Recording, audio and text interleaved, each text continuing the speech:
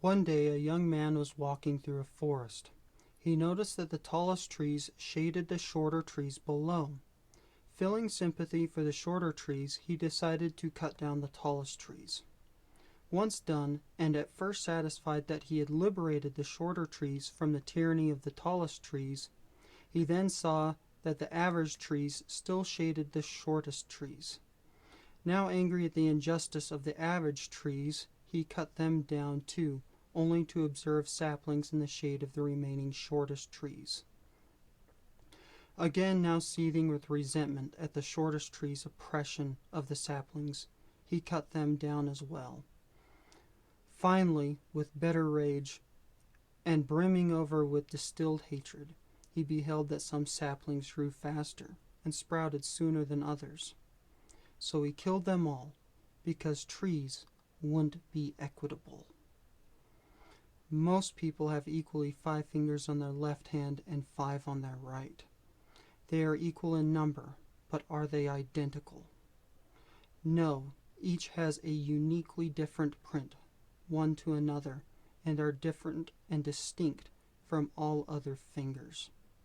Consider 2 cars or 2 phones of the same make, model, and color. Are they identical? No, even manufactured items are only built to tolerance and not to infinite perfection. You may need a microscope to notice the subtle differences between them, but they are there nonetheless.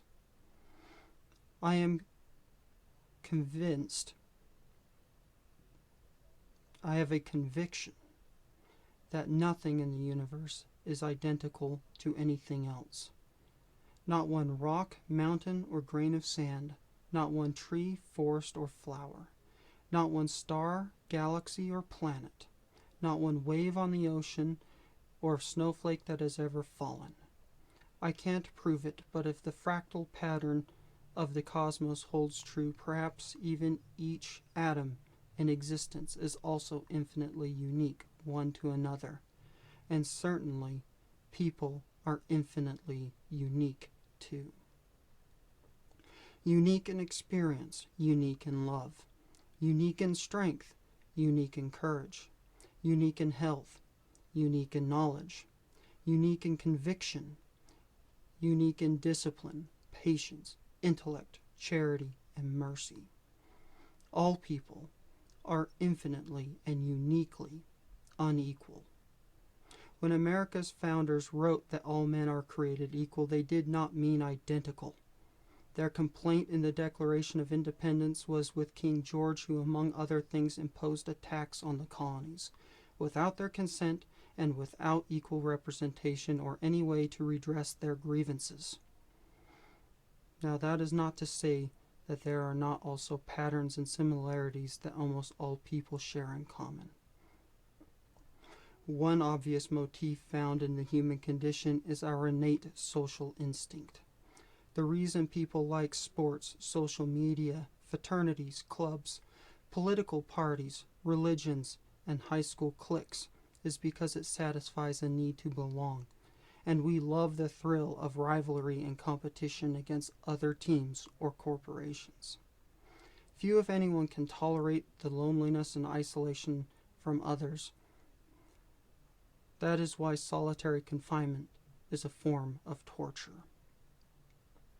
Social or tribal traits in human nature can be fun, but its original and ultimate utility was survival.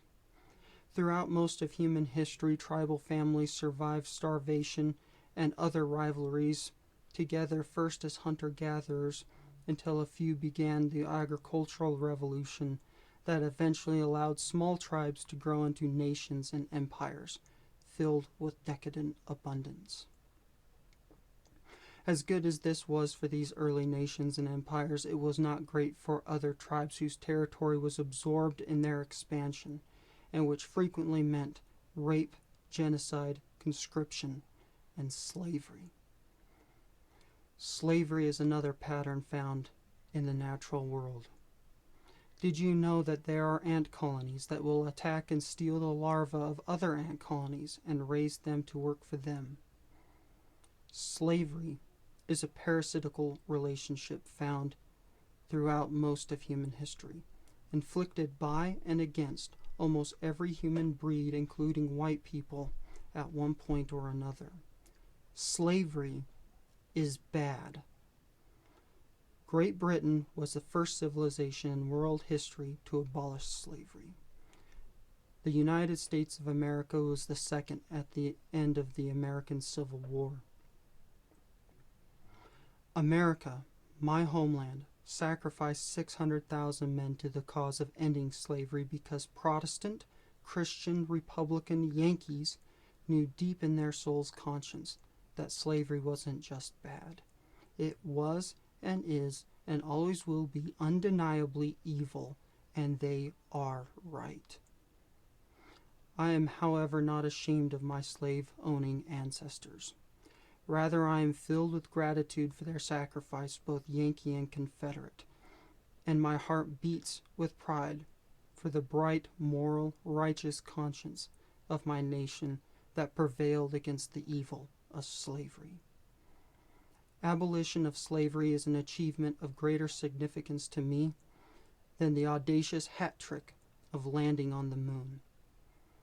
Abolition was and is honorable, righteous, noble, just, merciful, and above all, virtuous. I am not sorry for my white privilege, and the valor and courage of every fallen American soldier has already borne the price of all of our freedoms and liberty many times over. So send the bill for your reparations to them if anyone who hears this still has the nerve and ignorant ingratitude to still ask. White privilege in European breeds is not the result of oppression, but innate traits selected for and inherited from our Christian and pagan ancestors.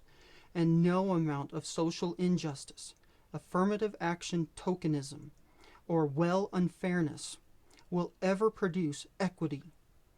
Equity cannot build. Equity cannot create. Equity cannot love. It can only take and then take more until there's nothing left to take.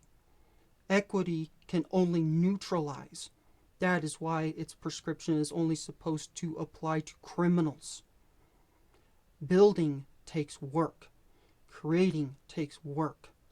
Loving your enemies takes strength and discipline. America never promised anyone a utopian fantasy of equity, only liberty and freedom to make and keep the rewards of your work. Equity applied equally is slavery. Work and its rewards and its retained rewards is freedom. Regardless of your breed or tribe, I sincerely, lovingly, strongly, patiently, mercifully, and humbly insist that you, dear enemy, courageously abandon the vengeful, evil conviction of equity in your heart and mind if you find its ugly poison in you. And let us forgive our grievances, and in trust, faith, and charity, forgive each other and nurture instead a healthy, mutually beneficial, symbiotic relationship rather than acting on our lethal, deadly, stupid, and destructively suicidal tribal instincts. Thank you for your consideration, dear neighbor. Please share, like, comment, and subscribe.